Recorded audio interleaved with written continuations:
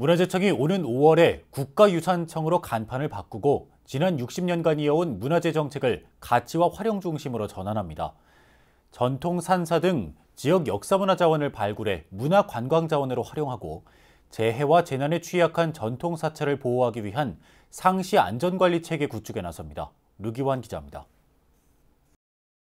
1962년 문화재보호법 제정 이래 문화재 체제를 60여 년간 유지해온 문화재청이 오는 5월 국가유산청으로 새롭게 출발합니다.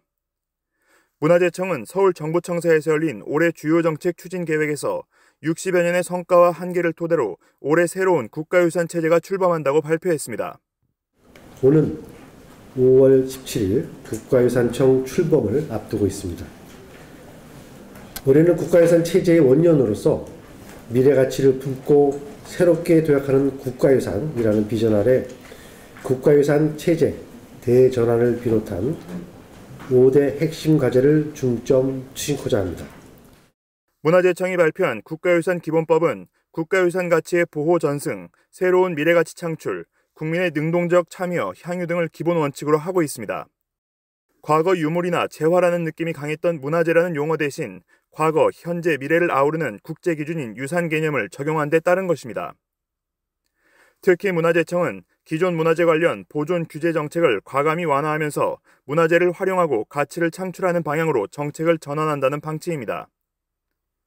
법과 제도를 정비해 기존 문화재를 문화유산, 자연유산, 무형유산으로 분류하고 각 유형별 특성에 맞는 보존과 전승 활동 지원을 강화하기로 했습니다. 국가유산 체제 대전환을 위해 각 분야의 정책과 제도를 정비하고 국가유산의 새로운 가치와 역할을 정립하겠습니다.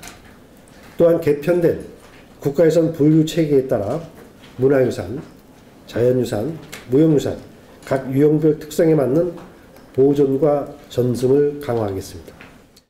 문화재청은 전통산사를 비롯한 지역문화유산을 활용한 지역 활성화도 올해 주력 사업 가운데 하나로 꼽았습니다. 지역의 역사문화 자원을 발굴해 체험, 답사, 공연 등과 연계한 관광 자원으로 활용하고 오랜 역사를 간직한 역사문화 도시를 정비해 지역 명소로 탈바꿈하겠다는 계획입니다. 문화재청은 또 산지나 계곡 등 재난 재해 취약 지역에 위치한 전통사찰 등을 보호하기 위한 상시 안전관리 체계 강화에도 나섭니다.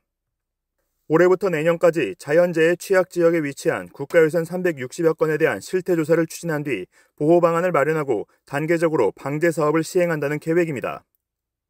이에 따라 재해 유형별로 선제적 방제 체제를 강화하고 피해 초기 신속 복구를 위한 긴급 보수비도 37억 원에서 41억 원으로 확대했습니다. 기후변화 등 위기로부터 국가유산을 안전하게 보호하겠습니다. 향후 5년간 기후변화 대응 기술개발 연구사업에 총 231억 원을 투입하고 자연재난 취약지역에 위치한 국가유산을 사전에 조사하여 관리하는 취약지역 국가유산 보호사업을 신규로 추진하겠습니다.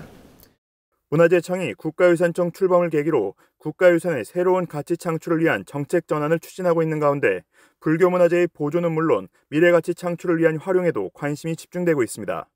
BBS 뉴스 류기환입니다.